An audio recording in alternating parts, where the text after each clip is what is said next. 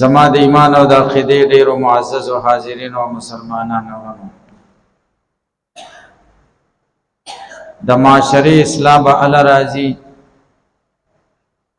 چې کله مسلمان کې د صبر او د تحمل ماده پیدا شي او زمونږ دین قرآن او د رسول الله صلی الله علیه وسلم مبارک احادیث دا یو مسلمان ته د صبر او د تحمل او د برداشت تعلیم ورکړي رسول الله صلی الله علیه وسلم فرمایي هغه مؤمن چې د مسلمانانو معاشره کې اوسېږي او د هغوی تکلیفونه برداشت کوي او په هغه صبر کوي هغه د هغه مؤمن غوړه دی چې یو ځای کې ځان له اوسېږي او د خدای عبادت کوي نو تحمل برداشت او صبر په مسلمان کې هغه یو صفت دی چې خدای خوښ کړي او د خدای محبوب رسول الله صلی الله علیه وسلم خوښ کړي او د معاشري اصلاح او جوړښت دی سره لاسي د نبی کریم صلی الله علیه وسلم ژوند زندګۍ او د صحابه کرامو ژوند لچ منګ وګورو په دې کې به موږ له ګڼ مثالونه ملاو شي او ګڼ واقعات دي د رسول الله صلی الله علیه وسلم په احادیثو کې چې په هغه کې د دې خبرې ذکر دی چې نبی کریم صلی الله علیه وسلم څومره تحمل صبر او برداشت کو او صحابه کرام څومره تحمل صبر او برداشت کو مکه مکرمه کې خو نبی کریم صلی الله علیه وسلم او صحابه مظلومانو مجبورو مدنی زندګۍ کې چې مدینه منوره ته منتقل شو د نبی کریم صلی الله علیه وسلم او د صحابه بلکې د اسلامی معاشري او طاقت او قوت پیدا شي نو هلته خودی ارس کولای شو په دې باوجود د په ډیرو مواقعو کې د صبر او د تحمل او د برداشت مظاهره کړې ده نتیجه دا راوته ده چې الله تعالی دوی ته فتح او کامیابی او پراتن کې وخت کې خوشحالي ورکړي د مکه هغه خلق چې د نبی کریم صلی الله علیه وسلم د سر دشمنانو او د نبی کریم صلی الله علیه وسلم د صحابه ویني توي کړي وي د نبی کریم صلی الله علیه وسلم صحابه شهیدان کړیو نبی کریم صلی الله علیه وسلم د خپل لارنی او د هغه زین چې کمزې کې پیدا شه او د غزین په ظلم او جبر سره راويسته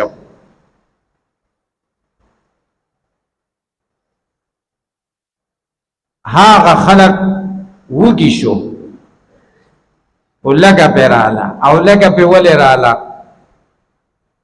مکه مکرمه داسې علاقه نه د چلته پټي آلتا کرونده کیږي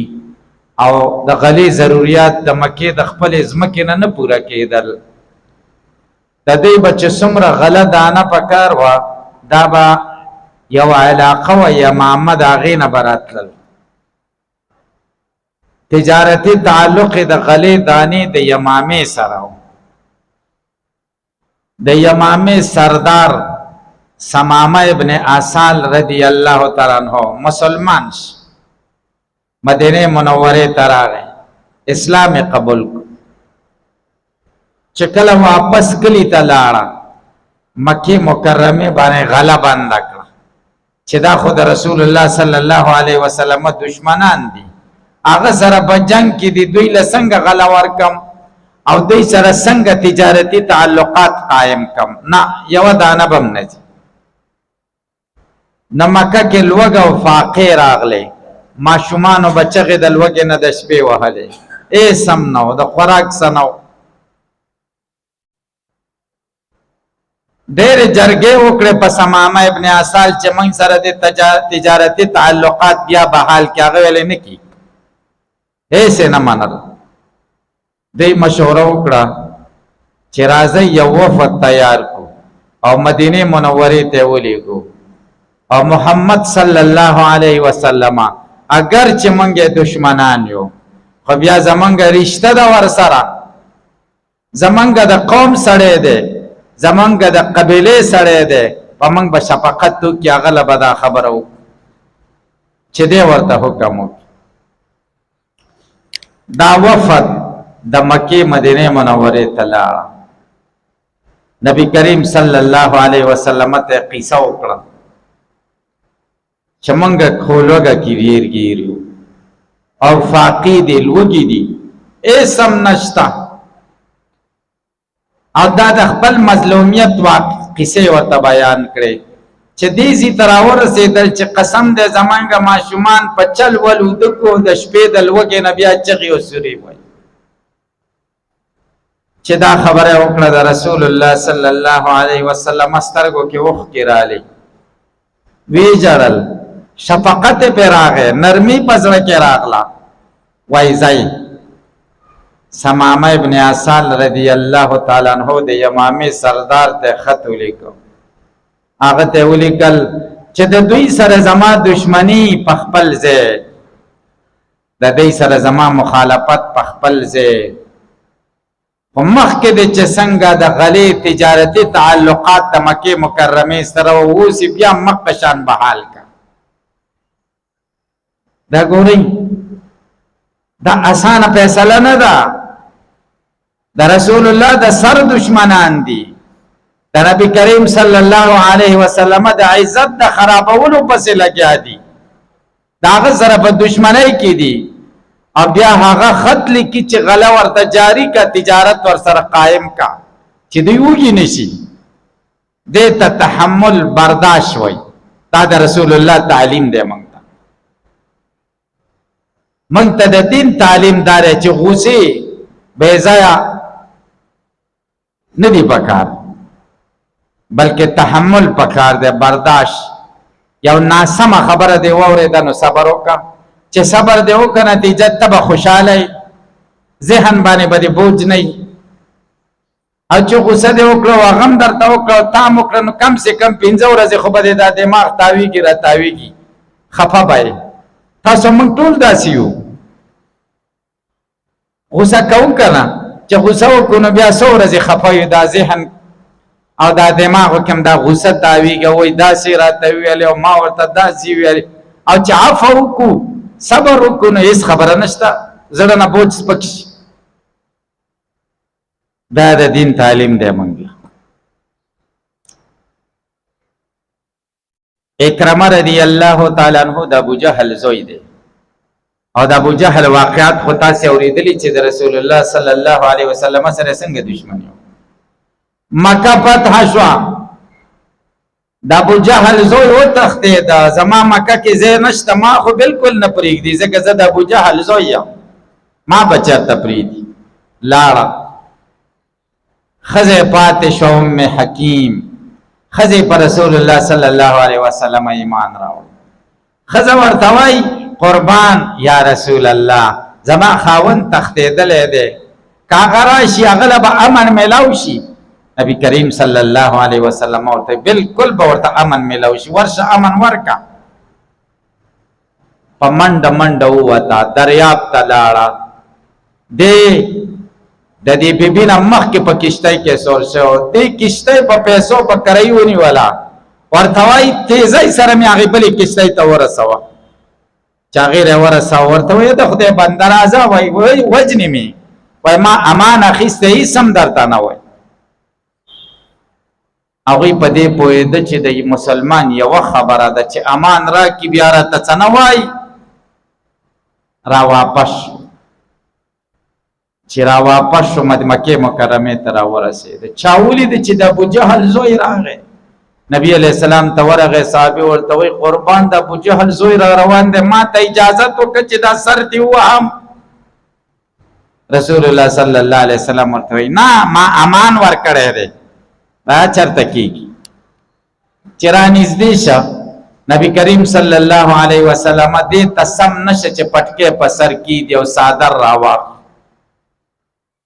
پلوت سر نبی کریم صلی الله علیه وسلم استقبال ته ورغی او ورته وای هغه مهاجر ته چې په اسور تللی دی هغه ته په خیر رالی ویم او مبارکباد ورته ویم دا عفو دا صبر او دا تحمل بعد رسول الله دې خبرې دا غزړه کولاو پزړه کې د رسول الله سره مینا پیدا شو الله تعالی قران کې دا اصول ذکر کړی الله وای ادفع بالتي هي احسن فاذا الذي بينك وبينه عداوه كانه ولي حميم څوک در سره بدو کی ته د هغه د ابدی په نیک کار سره بدل کا دفع کا نو بیا بس چلو شي فاذا الذي بينك وبينه عداوه كانه ولي حميم هغه سره چې ستاسو دغه باندې کې دښمنی د هغه باندې تاسو قریبي دوست شي چې بیا به سم ځان قربانون کې دوست بدر باندې جوړ شي ځان بدر باندې قربان دسي دوستی به ور سره جوړ شي کور کې تحمل پکار دی معاشره کې تحمل پکار دی نو زندگی به زمون خاله تیریږي او د دین تعلیم منګل دی چې کور کې د خزو سره تحمل وکړو برداشت وکړو صبر وکړو شیخ الهند رحمه الله یو عظیم شخصیت تیر شاه شیخ الهند حضرت مولانا محمود حسن دیوبندی رحمه الله ډېر لوی کارنامې کړې دي د درس او تدریس سلسله کې د حدیث او خدمت کې د وطن د آزادۍ د لپاره بلا ډېر قربانۍ ورکړې دي جیلونه تیر کړې دي چې کله وفات شه چا په خوب کې ولید چې خدای در سره سم معاملې وکړو خدای وبخلم پڅا و یو ځلې مې کور والا ډوډۍ پخ کړې و مالګه ته هېره شوی و او ما چې مړی وکړه پوه شم چې دا خو بې مالګې ده خو څه مې ونه ویله ډېره په خوند مې وخوړه ښځې له مې دا احساس ورنه کړ چې یاره خوند نه کوي مالګه پکې نشته چې دا به خفه شي تاسو مونږ چې خو بیا پنځم مذهب ته لاس کوو چې مالګه پکې څنګه نشته وای ما زړه کې ویل چې ښځه د خیر د دې کار کوي د کور نو مالګه د ته هېره شو نو څه چلو شو صبر مې وکړو نو الله تعالی راته ویل چې زما دا ښځه زما بنده وه او تا ویل چې د خدای بنده ده او د خدای د بنده نه هېره کېږي او ما معاف کړه نو تم ما معاف کړې که زما بنده یې هېره به در نه شوي ګناهونه به دې کړي ما معاف صرف په دې یو عمل یې معاف منګه کور کې تحمل برداشت شو مزاجونه خو مختلفې کړه د دې صوفیانو یو لوی بزرګ تیر شوی دی عالم او بزرګ خواجه ابوالحسن خرقانی رحمه الله ډېر عظیم شخصیت دته الله ډېره لویه درجه ورکړې ده او لوی ولی الله دا د شاګردان او مریدان او د ملاقات ته لاړل چې د ملاقات وکړي چې دروازه یې ووهله چې د ملاقات وکړي نو دننه نه اواز راغی چا سره هم پکار دی نه دی ورته پیر صاحب سره هم پکار دی او دا خواجه صاحب سره ډېر په ادب یې نوم واخیسته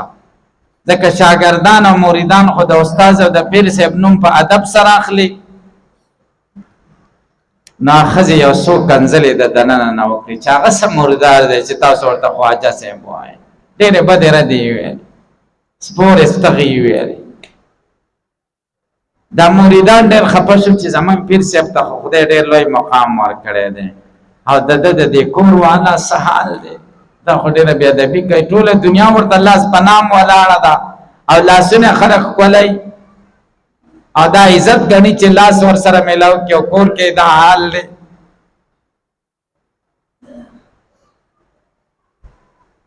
نو چا نه بار تپوس وکړو چې پیر صاحب به چېرته یې خواجه صاحب رحمه الله نو چا ورته ویلي ځنګل کې دی دوی ورپسې ځنګل له لاړل چې ملاقات ورسره وکړي چې ګوري په ځنګل باندې خواجه ابوالحسن خرقاني را روان دی او په زمري باندې سور دی. زمري ته څوک نږدې ورتلی شي؟ نه، دی په زمري سور دی او را روان دی. دې مریدانو ورسره ستړي مشي وکړه او ډېر تعجب یې وکړو چې زمونږ د پیر صاحب څومره لوی مقام دی چې په زمري سور دی او کور کې حال هغه دی. نو تپوس یې وکړه چې قربان موږ خو ستا کور له تللي وو او ستا کور والا خو زمونږ ډېره بې عزتي وکړه او ستا ته هم ډېرې سپورې وویل. نو هغه ورته وخندل چې زما د کور والا دماغونه تیزه ده او زه ورسره ګزاره کوم، نو د هغې ګزاري او د صبر په بدله کې الله تعالی دا مقام ماله را کړی دی چې وګوره په زمرو باندې سورلي کوم. تحمل او مزاجونه خو مختلف وي که نه؟ د خلکو په معاشره کې ټول خو د یو مزاج خلک نشي کېدی چې موږ وایو ټول دې زموږ په شانې شي، ټول دې هوښیاران شي، ټول دې د صبر او تحمل والا شي، هر سړی دې ته متوجه شي چې زه به په خپله دا صبر او تحمل او برداشت کوم چې چا نه تیزي وشي. هغه ټیم کې دا خبرې موږ نه بیا هېري. شیطان نور څه زړه له راچوي، باید موږ د دې خبرو استحضار وکړو، زړه ته را مستحضرې کړو، تحمل وکړو، برداشت وکړو، د دې بیا ډېره ښه نتیجه راځي. الله تعالی دې ما او تاسو ته د عمل کولو توفیق را نصیب کړي. درود شریف وایه اللهم صل